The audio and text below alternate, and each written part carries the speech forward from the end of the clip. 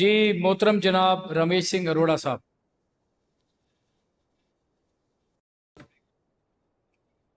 ਸਤਿ ਸ਼੍ਰੀ ਅਕਾਲ ਜੀ, ਸਤਿ ਸ਼੍ਰੀ ਅਕਾਲ। ਔਰ ਇਹ ਸਤਿ ਸ਼੍ਰੀ ਅਕਾਲ ਰਾਣਾ ਸਾਹਿਬ ਤੁਹਾਡੇ ਤਰਫੋਂ ਸਾਰੀ ਉਹ ਸਿੱਖ ਕੌਮ ਨੂੰ ਜਿਹੜੀ ਸਾਡੇ ਨਾਲ ਚਟਾਨ ਦੀ ਤਰ੍ਹਾਂ ਖੜੀ ਰਹੀ।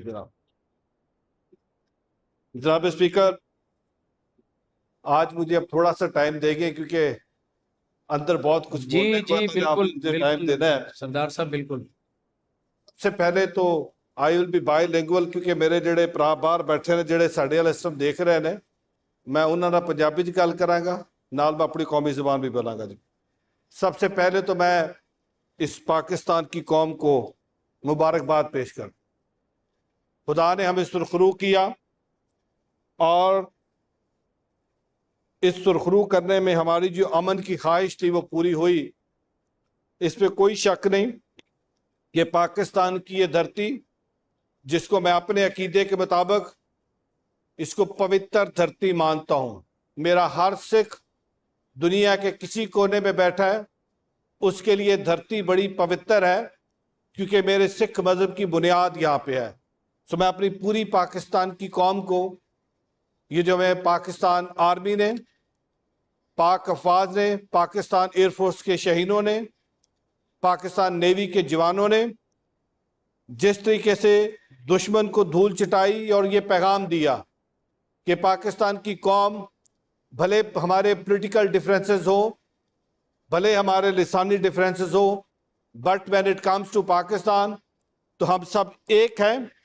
और हम जो नारा बार बार लगाते इस परचम के साए तले हम एक हैं, हम एक हैं, तो उसकी एक जिंदा मिसाल अभी ये जो भारत ने पाकिस्तान पे एक एग्रेशन की उसकी मिसाल अभी मिली।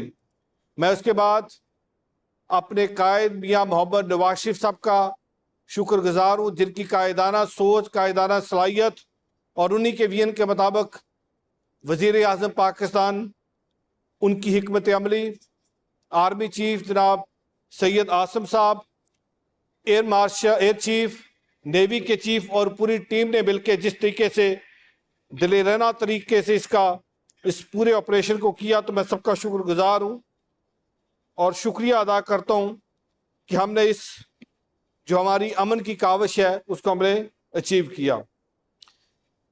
जनाब स्पीकर, मैं थोड़ा सा इससे पहले के पहलगाम वाक़या पे जाऊँ, मैं उससे पहले दो तीन बातें करना चाहूँगा। भारत ने पाकिस्तान को सिंस क्रिएशन एक्सेप्ट नहीं किया।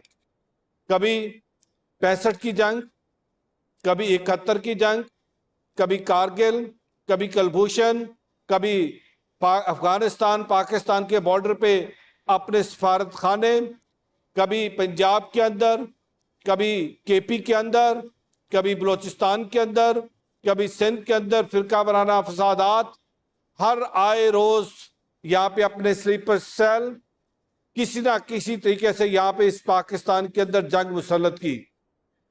जब ये पहलगाम का वाक़या हुआ, जनाब स्पीकर आपको याद होगा, इसी हाउस के अंदर हमने बैसाखी पे जो पहली दफ़ा वज़ीर आज़म पाकिस्तान ने 7,000 सिख यात्रियों को वीज़ा दिया कि वो पाकिस्तान आए, और हर उस प्रोटोकॉल का जो इंडिया और पाकिस्तान के दरमियान हुआ उस पर साइड पे रखा कि हम 3,000 नहीं 7,000 सिख यात्रियों को यहाँ पे रिसीव करेंगे। और वो सिख यात्री यहाँ से मोहब्बत का पैगाम लेके गए। 20 तारीख को उन्होंने बॉर्डर क्रॉस किया और पाकिस्तान जिंदाबाद के नारे लगाए। जनाब स्पीकर, उन्होंने कहा पाकिस्तान जिंदाबाद। क्यों? क्योंकि पाकिस्तानियों ने उनको मोहब्बत दी, पाकिस्तानियों ने उनको प्यार दिया। और 2 दिन बाद पहलगाम का ये फॉल्स फ्लैग ऑपरेशन होता है। मैं अप्रिशिएट करता हूँ अपने फॉरेन ऑफिस को, मैं अप्रिशिएट करता हूँ अपने डिफेंस मिनिस्टर साहब को, और मैं अप्रिशिएट करता हूँ अपने वजीर आजम पाकिस्तान को, जिन्होंने कहा हम तहकीकात के लिए पाकिस्तान हाजिर है, आए आज़ादाना तहकीकात करते हैं। लेकिन कौन सी तहकीकात? वो तो RSS का, बजरंग दल का, शिवसेना की वो फिलॉसफी है, जिस फिलॉसफी में सिर्फ वहां पे हिंदुत्व की बात की जाती है, जिस फिलॉसफी के तहत वहां पे अकलियतों को मारा जाता है, जिस फिलॉसफी के तहत वहां पे बुजरा गुजरात का लक़ब मिलता है मौजूदा वज़ीर आज़म मोदी को। क्यों? क्योंकि वो अपने अलावा किसी और को एक्सेप्ट नहीं करता। पहलगाम हुआ, उन्होंने कहा हमने जंग लड़नी, हमने कहा हम अमन चाहते हैं क्योंकि हम एक रिस्पॉन्सिबल स्टेट है, हम ये चाहेंगे कि इस खित्ते के अंदर अमन हो। मोदी सरकार अकेली भारत को रिप्रेजेंट नहीं करती। भारत के अंदर सेक्युलरिज्म, अभी भी कुछ लोग ऐसे मौजूद हैं जो सेक्युलरिज्म की बात करते हैं। भारत के अंदर अभी भी ऐसे लोग मौजूद हैं जो अमन की बात करते हैं। लेकिन मोदी सरकार ने उन सबकी बात सुनी, अनसुनी की। और इस वक्त जो गोदी मीडिया बैठा है भारत का, जो मीडिया की बजाय ज्यादा इस वक्त बॉलीवुड का रोल प्ले कर रहा है, बॉलीवुड वाली जो एक्टिंग है वो इस वक्त वहां के मीडिया ने की। और जिस तरीके से इस अमन की पूरी कावज को खराब करने की कोशिश की, मैं खराज तहसीन पेश करता हूं अपनी हुकूमत को कि हमारी एक ही बात रही कि हम अमन चाहते हैं। 6 और 7 की शब एक यहां पे मिसाइल अटैक किया जाता है और हमारे मुल्क के अंदर जो हमारी शहरी आबादियां हैं जहां पे बच्चे सो रहे होते हैं, जनाब स्पीकर, वहां पे अटैक किया जाता है। अटैक करके 2 साल से लेकर 7 साल के छोटे बच्चे, आज उन छोटे बच्चों का खून हिसाब मांगता है कि क्या वो जो पहलगाम का फॉल्स फ्लैग ऑपरेशन था वो हमने किया था, उनके खून का हिसाब कौन देगा? आज वो खून आलमी दुनिया से पूछता है, यूनाइटेड नेशन से पूछता है, ह्यूमन राइट्स के डिफेंडर से पूछता है कि आप तो बड़ा क्लेम करते थे कि आलमी कवानीन है, लेकिन भारत उन आलमी कवानीन की धज्जियां उड़ाते हुए पाकिस्तान के ऊपर अटैक करता है। पाकिस्तान की टेरिटोरियल इंटेग्रिटी को, पाकिस्तान की सॉवरेनिटी को धज्जियां उतार के पाकिस्तान के ऊपर अटैक करके हमला करता है। आई विश कि जब जाफर एक्सप्रेस का वाकया हुआ था, जिस तरह पाकिस्तान ने कहा हमें पहलगाम के वाकये का अफसोस है, हम इज़हारे अफसोस करते हैं, इज़हारे गम करते हैं और हम कंडेम करते हैं। आई विश कि जब जाफर एक्सप्रेस का वाकया हुआ था तो उस वक्त वहां से अफसोस आता। बट क्यों करते? क्योंकि उसके ताने बाने तो मिल कहीं और रहे थे ना, उसके ताने बाने तो कहीं और से चल के आए थे, तो वो अफसोस क्यों करते? जनाब स्पीकर, ये बात यहां तक नहीं रुकती और मैं चाहूंगा कि अब इसके बाद मैं पंजाबी में अपनी सिख कौम का शुक्रिया अदा करूं। अपनी उस सिख कौम का जिन्होंने कि असी चट्टान की तरह पाकिस्तान के नाल खड़े आ, अमरीका तो लैके भारत तक हर सिख ने कि असी चट्टान के नाल पाकिस्तान के नाल खड़े आ। क्यों? क्योंकि उन्होंने कहा पाकिस्तान साड़ी पवित्र धरती है। सिख कौम ने कहा असी पाकिस्तान के नाल खड़े आ, वो मुल्क जिहदी मोदी सरकार के बारे मशहूर है कि बुचर ने, ਉਹ मुल्क जिथे अकलीतां नूं तहफ़्फ़ुज़ नहीं है, उस मुल्क के शहरियों ने कहा लहंदा पंजाब ते चढ़दा पंजाब असी खून खराबा नहीं होण देंगे। अगर मोदी सरकार नूं बहुत शौक है जंग लड़न दा, जावन राजस्थान ते राही जावन गुजरात, जिथों उहदा दा लकब है बुजर ऑफ गुजरात दा। सो मैं धन्नवाद करदा, मैं शुक्रिया अदा करदा स्विट्जरलैंड की संगत का, यूरोप की संगत का, अमरीका की संगत का, कैनेडा की संगत का। और मैं उन्होंने पैगाम दे रहा कि आओ पाकिस्तान च वसण वाला हर पाकिस्तानी, पाकिस्तान की सरकार तुहानू बांह खोल के तुहाड़ा इंतजार कर रही है, तुहानू पहले नालों इज्जत और ज्यादा सत्कार देवांगे। क्यों? क्योंकि जो पता लगा मोदी सरकार नू कि पाकिस्तान के बारे सिख तो बड़ा पॉजिटिव है, उन्होंने मैं नफरत किदा पैदा करा। जनाब स्पीकर, ये बात यहां तक नहीं रुकती। आप जुल्म की इंतहा देखिए कि 7 तारीख की दोपहर को यहाँ पे भी राना अरशद साहब बैठे थे, ननकाना साहब पे ड्रोन अटैक भेजा जाता है। ननकाना साहब क्या है?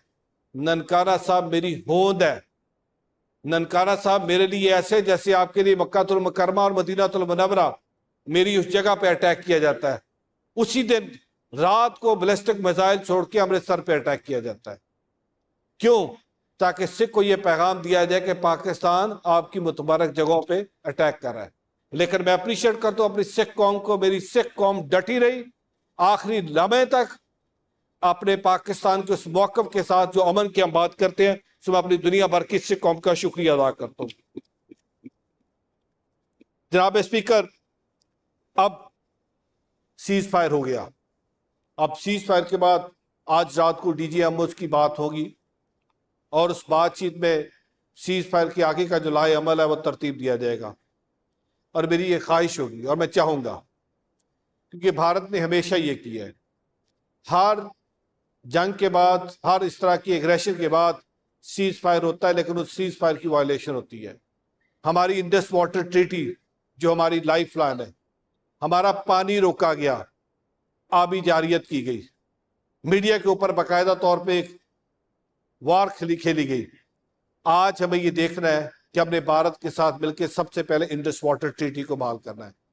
करतारपुर कॉरिडोर जो मियां नवाज शरीफ साहब की सोच थी, मियां नवाज शरीफ साहब का सिख कौम के लिए तोहफा था, आज उस करतारपुर कॉरिडोर को दोबारा बंद किया। आज उस करतारपुर कॉरिडोर को वीरान किया गया, क्योंकि मोदी सरकार को पता है अगर करतारपुर कॉरिडोर खुला रहा तो वहां पे जब सिख जाएगा वहां से मोहब्बत लेके आएगा, पैगाम लेके आएगा। राणा साहब वहां से जफ्फी डाल के भेजेंगे, राणा साहब तो भी सलूट कर दे जनाब। ਅਸੀਂ ਹਮੇਸ਼ਾ ਤੁਹਾਨੂੰ ਐਕਨੋਲਜ ਕੀਤਾ ਕਿ ਤੁਹਾਡੀ ਦੌਰੇ ਕੋ ਬਹੁਤ ਬੜੇ, लेकिन सोच साड़ी सी तुसी बनाया, ਅਸੀਂ ਤੁਹਾਡਾ भी शुक्रिया अदा कर दें। तो मैं ये चाहूंगा कि करतारपुर कॉरिडोर को दोबारा बहाल किया जाए। और आज इसी हाउस से मैं अपनी सिख कौम को ये भी पैगाम देता हूं कि पाकिस्तान ने कहा कि हम भारतीयों को वीजे नहीं देंगे, लेकिन जब सिख कौम की बारी आएगी हम कोई वीजा कैंसिल नहीं कर रहे। सो आज हम उनको पैगाम दे रहे हैं कि आप अप्लाई करें, हम चाहेंगे कि हमारा सिख इस पाकिस्तान के साथ जुड़े। उसके बाद जनाब स्पीकर, कश्मीर जो हमारा मेन इशू है, जो मेन मुद्दा है, मैं चाहूंगा कि कश्मीर पे बात की जाए। आज पाकिस्तान की सबसे बड़ी फतह यह है कि भारत बार बार कहता था कि कश्मीर हमारा इंटरनल इशू है। आज पाकिस्तान ने कश्मीर को इंटरनेशनल इशू बना के अपनी सबसे बड़ी जीत ली है। आप जब कश्मीर इंटरनेशनल इशू बन गया तो हमें सबसे पहले वो जो 370 वाला इन्होंने रिवोक किया था, आज हमें उस पर बात करनी चाहिए। कश्मीर की पुरानी हैसियत बहाल करवा के अब जिस तरह कश्मीरी चाहते हैं उसका फैसला उस तरीके से होना चाहिए। जनाब स्पीकर, मैं ज्यादा टाइम ना लेते हुए, क्योंकि इस वक्त और भी मेरे बहुत सारे दोस्तों ने बात करनी होगी, आखिर में मैं अपनी बात को समेटते हुए सिर्फ ये कहूंगा कि पाकिस्तान की ये धरती हमेशा अमन की ख्वाह है। और हमने बार बार मीडिया पे भी, DGI-SPR ने भी, आर्मी चीफ ने भी, उसके बाद मियां मोहम्मद नवाज शरीफ साहब ने भी और शहबाज शरीफ साहब से भी अमन का पैगाम जाता रहा। लेकिन अमन को हमारी कमजोरी ना समझा जाए। अमन हमारी ख्वाहिश है, अमन हमारी कमजोरी नहीं है। सो आज इस हाउस के से इकट्ठी आवाज जा रही है कि अगर आप दोबारा पाकिस्तान पे जारियत करेंगे, भरपूर जवाब दिया जाएगा। अभी तो 6-0 है, ये 600 ना कहीं हो जाए। पाकिस्तान जिंदाबाद। जी थैंक यू सरदार साहब।